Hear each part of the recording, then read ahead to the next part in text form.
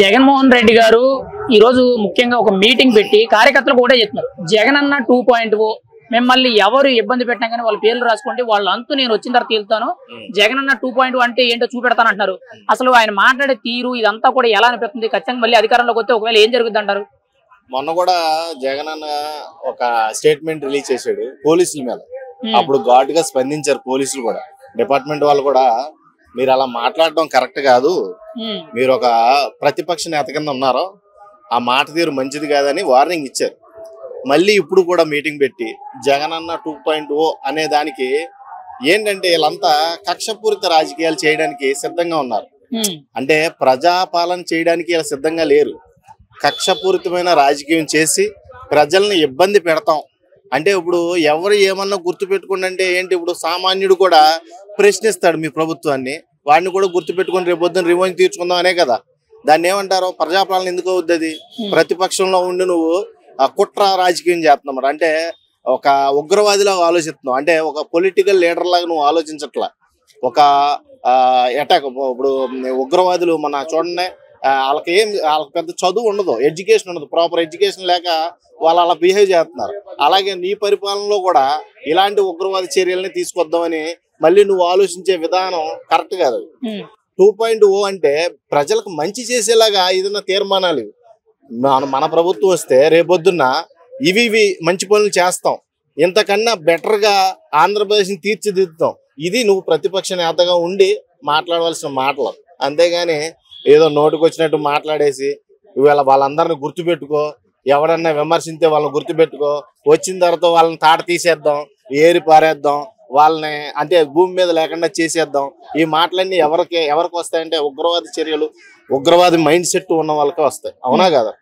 అలాంటి పరిపాలన ఎవరో కోరుకోరు, ఎవరో రానెవరు. ఈ 2.0 కూడా జీరో అయిపోద్ది. జగన్మోహన్ రెడ్డి గారు ముఖ్యంగా 2027 నుంచి మళ్ళీ పాదయాత్ర చేస్తాను, నేను జనాల్లోకి వెళ్తాను, ప్రభుత్వాన్ని ఎండగడతాను, ప్రభుత్వం మీద తప్పులన్నీ కూడా ప్రజలకి దృష్టిలో తీసుకెళ్తాను అంటున్నారు. అసలు కూటమి ప్రభుత్వ పరిపాలన ఎలా ఉంది? ఖచ్చితంగా ఇదే పరిపాలన కొనసాగితే మళ్ళీ గెలిచే అవకాశం ఉందా, లేదా జగన్మోహన్ రెడ్డి గారు మళ్ళీ అధికారంలోకి వస్తారా? తప్పన్నా పట్టుకున్నారా ఇప్పటికి? జగన్మోహన్ రెడ్డి గారు మీకు స్ట్రైట్ గా అడుగుతున్నా, ఇప్పుడు కూటమి వచ్చి దాదాపుగా ఒక 1 year అవుతుంది. ఈ 1 year లో మీరు తప్పులు పట్టుకోగలిగారా? తప్పులు పట్టుకోలేదు. ఇంకా తప్పుల్ని ఎండగట్టే పనిలో ఉన్నారు మీరు. ఇంకా అంటే ఈ 5 సంవత్సరాల్లో ఏమన్నా మీకు వెసులుబాటు అయిన ప్రక్రియలు, అంటే ఆ రాష్ట్రంలో మీరు చేయలేదు, మీరు చేసిన పనులు ఇలా చేయలేదు అనే ప్రక్రియ ఏదన్నా జరిగినప్పుడు నువ్వు ఎండగట్టే పనిలో ఉండాలి. అప్పుడు దాకా ఎండగట్టేదాకా నీకు ఆ ఛాన్స్ ఇచ్చే అవకాశం కూటమి ప్రభుత్వం నీకు ఎక్కడ ఛాన్స్ ఇచ్చే అవకాశం లేదని నేను భావిస్తున్నాను. కాబట్టి మీరు ఏంటంటే ఇప్పుడు చర్యలు తీసుకోవాలి. ఎటువంటి ప్రతిపక్ష నేతగా మొన్న మిమ్మల్ని అమరావతి నిర్మాణానికి పిలిచారు అసిస్టెంట్ గెస్ట్ కింద, మీరు వెళ్ళలేదు. ఎందుకు వెళ్ళలేదు? మీకు ఇష్టం లేదు. అమరావతి ఇష్టం లేక మీ ప్రభుత్వం ఎక్కగానే దాన్ని నేలమట్టం చేశారు. అప్పుడు అందరూ చూశారు. మళ్ళీ ఇలాంటి కక్షపూరితమైన ప్రభుత్వ రాజకీయంలోకి మళ్ళీ వస్తుందంటే ఎవడు నమ్ముతాడు, ఎవడు చేర్చుకుంటాడు దగ్గరికి? రానివ్వరు. అంటే ప్రజలు వ్యతిరేకత చూపించారు. నువ్వు అన్ని స్కీములు ఇచ్చావు, అమ్మఒడి ఇచ్చావు, విద్యా దీవెన ఇచ్చావు, లేకపోతే ఇంటింటికి పెన్షన్లు పెంచావు, కానీ వాలంటీర్లు పెట్టావు, ఇంటికి వెళ్ళి ఇచ్చారు. అయినా సరే నువ్వు ఓడిపోవడానికి గల కారణం ఏంటో నువ్వు గమనించలేకపోయావు.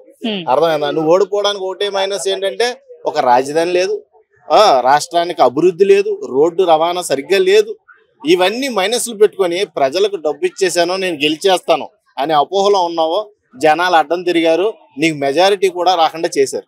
ఇప్పుడు జగన్మోహన్ రెడ్డి గారు ఇలాగ ఓపెన్ స్టేట్మెంట్స్ కింద గతంలో 2024 ఎన్నికలు జరిగిన నుంచి అప్పటి నుంచి ఇప్పుడు వరకు దాదాపుగా 4-5 సార్లు ఇవే ఓపెన్ స్టేట్మెంట్స్, చంపేస్తాను, పూడి చేస్తాను అనే విధంగా ముఖ్యంగా బెదిరించేటట్టు మాట్లాడుతున్నారు.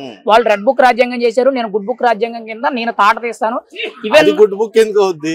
ఐఏఎస్ అధికారులు, మాజీ స్థాయి అధికారులు కూడా బెదిరిస్తారు. రెడ్ బుక్ పెట్టడానికి ఒక పర్పస్ ఉంది బ్రో.